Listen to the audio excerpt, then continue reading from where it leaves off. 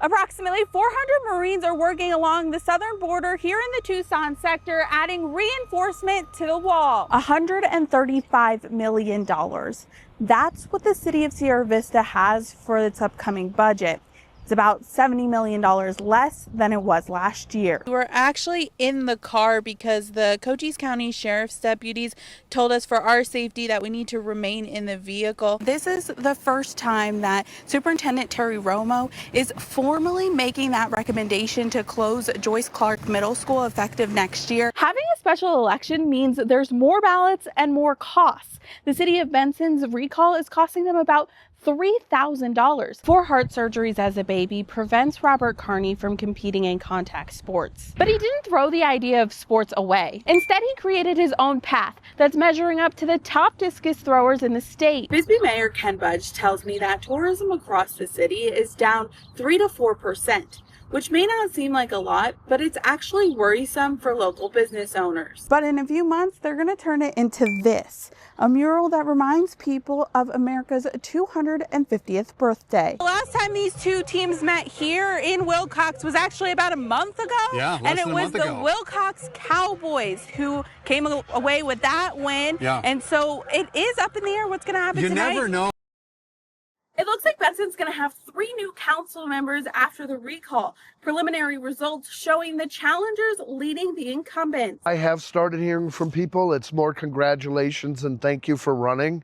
And that means a lot to me. 2,142 votes have been counted in the Benson recall election. Challengers Ross Kaplovich, Derek Fenn, and Mark Boyle leading their respective races as of Wednesday afternoon. I'm actually surprised that it was as a commanding victory as it seems to be at this point. I honestly didn't expect that. The 3 tell me they ran because they feel there was a lack of transparency from the city regarding the aluminum dynamics recycling plant. I think there's ways to continue to grow without just heavy industry. The town has a lot to offer. I think it's just got overshadowed by, bad decisions. They say growth of the city isn't the only priority. The wasteful spending, our infrastructure, to include our roads, they're horrible.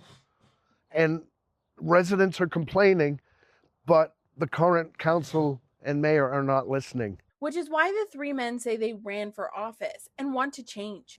We should have people who are getting out in front of things, really letting people know what's happening, what's coming. Is this really what we want? County officials tell me final results will be posted on Friday or Monday. Such a victory certainly sets a mandate. And not just a mandate for us to be in office, but for us to have results. Our purpose down here, ma'am, is primarily going to be infrastructure improvement and barrier reinforcement. So general engineering is what we're doing. With groups working in the states bordering with Mexico, I spoke with Company Commander Kyle Harrison, who showed me the work happening here in southern Arizona, which includes adding brackets and 2 types of wire to the border wall. And then the Marines that furthest on the right, on that lift on the right, they're actually welding the brackets onto the bollards, onto the barrier. To the left, the next lift is going to be a group of Marines that are laying out the barbed wire. Approximately 400 Marines are working along the southern border here in the Tucson sector, adding reinforcement to the wall.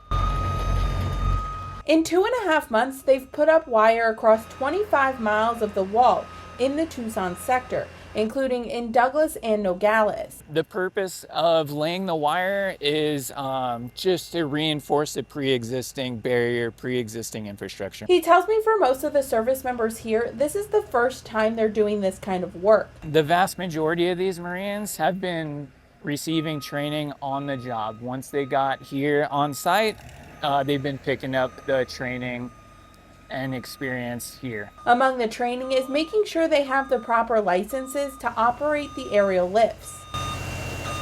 Seeing as how it's civilian contracted equipment, they did have to receive instruction and licensing and certification in order to run and operate them. With the temperature on the rise, units are also taking precautions to stay cool, including having someone available to help in medical situations. Hydration, obviously, on the front side, ma'am. Before anybody leaves the Border Patrol station on their way to the barrier, make sure that we have plenty of water, plenty of food, and then plenty of ice to keep everyone cool. Harrison tells me they'll be working along the border until every mile of the Tucson sector is complete. Reporting in Nogales, Alexis Ramanjulu, KGUN 9.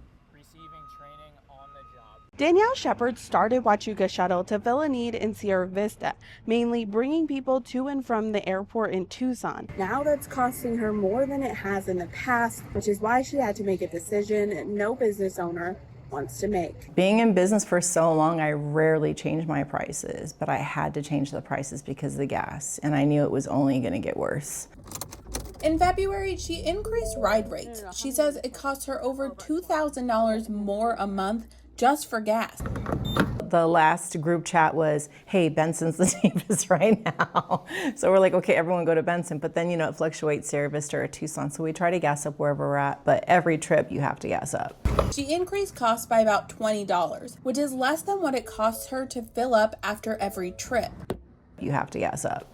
Because gassing up is like a majority of our business. We have to get to the airport and back. But it's not just the rise in gas prices affecting small business owners like Shepard. Minimum wage increases and insurance costs are shrinking profit margins.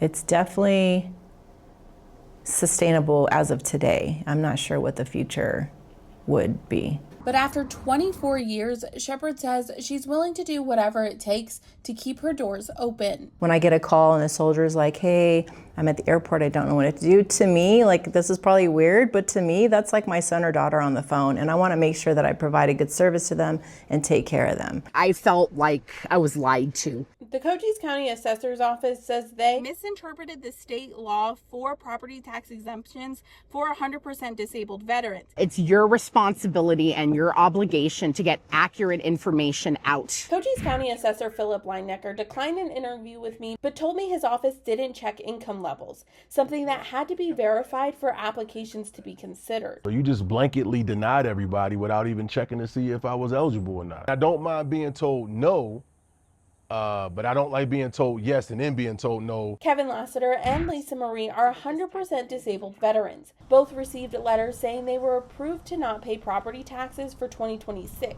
They both applied before the March deadline, only to have their approval be revoked in May. That's an issue. They should have known, and they should have given that information when we filed.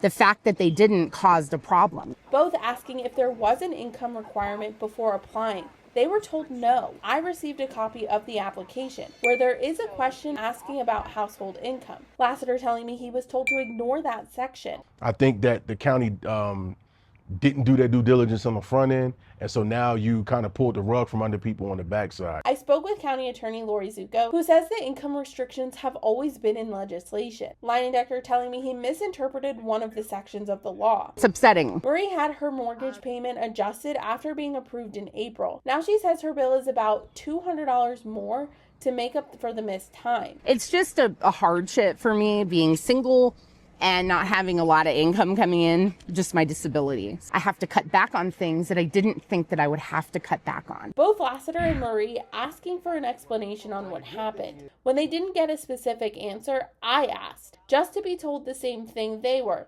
It was a mistake. I felt like I was being blown off, ignored, and not important, frankly. I mean, it is very upsetting to be dismissed. I asked if people who make less than the designated amount can add their income and reapply. I was told since it's past the deadline, they'll all have to pay this year. Lawmakers tell me they are working on removing the income requirement for next year.